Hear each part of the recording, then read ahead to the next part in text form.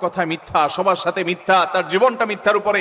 এই মিথ্যাবাদীদের উপর আল্লাহ বলেছেন যে লানাতুল্লাহি আলাল কাযিবিন, আল্লাহর লানত, আল্লাহর অভিশাপ এবং আল্লাহর গজব নাজিল হয় মিথ্যাবাদীদের উপরে। এজন্য ইমানদার কখনো কথায় কথায় মিথ্যা বলতে পারে। 5 নম্বর হলো খেয়ানত, যেটা বললাম যে আমানতের খেয়ানত, অর্থের দিক থেকে খেয়ানত, কথার দিক থেকে খেয়ানত, বিভিন্ন দিক থেকে খেয়ানত।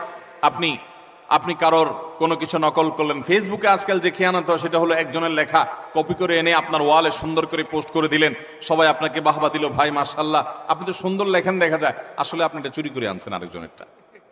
এটা হলো খেয়ানত, এটা হলো আমানতের। এখন আজকাল তো বই পুস্তকেই হয় ডাইরেক্ট, অথচ এই খেয়ানত ফেসবুকেও পোলাপান করতে এখন বড় বড় শিক্ষাবিদরা বই পুস্তকেই এই আকাম করছেন। অতএব এই সমস্ত খেয়ানত, এটা কোনো মুসলমানের চরিত্র হতে পারে? মুসলমান কখনো এই 2 নাম্বারই করবে। অতএব আমানত আমরা রক্ষা করব তো ইনশাআল্লাহ। নবী সাল্লাল্লাহু আলাইহি ওয়াসাল্লাম বলেছেন ইযা হাদ্দাসার রাজুলু ফালতাফাতা ফাহিয়া আমানা।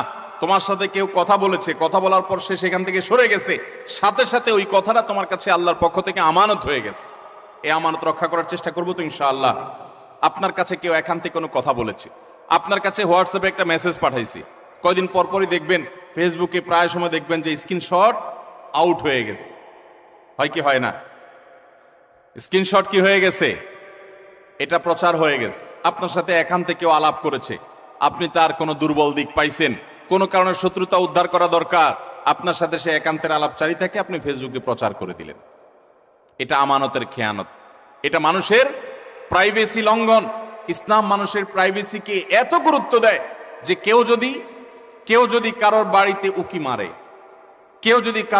উকি মারে, এবং দেখার চেষ্টা করে তার ব্যক্তিগত সময়কার উঠা বসা, কাজ কাম, অ্যাক্টিভিটিস, নবী আলাইহিস সালাম বলেছেন এটা এমন জঘন্য অপরাধ যে এই লোকের চোখ উফড়ে ফেলার মতো অপরাধ সে করেছে। আজকাল দেখবেন প্রায় সময় অমুক অমুকের আইডি হ্যাক করেছে, অমুক আইডি হ্যাক করে সেখান থেকে তার ব্যক্তিগত সব তথ্য সে ফাঁস করেছে, এটা করেছে সেটা করেছে। কেউ কারোর মোবাইল ফাইলে ঘাটাঘাটি করে তার ব্যক্তিগত জিনিসপত্র ঘাটাঘাটি শুরু করে। এগুলো সবগুলো আমানতের খেয়ানত। আমাদের কথা, আমাদের কাজ, আমাদের টাকা, আমাদের পয়সা, লেনদেন সবকিছুতে আমানতদারিতা দেখাতে হবে। আমানতের খেয়ানত যারা করে, আপনি কাউকে আমানতের খেয়ানত করবেন, আল্লাহ তাআলা আপনাকে এই পরিস্থিতির মুখোমুখি করবেন। বিদায় এ ধরনের গুনাহ থেকে আমরা বেঁচে থাকবো ইনশাআল্লাহ।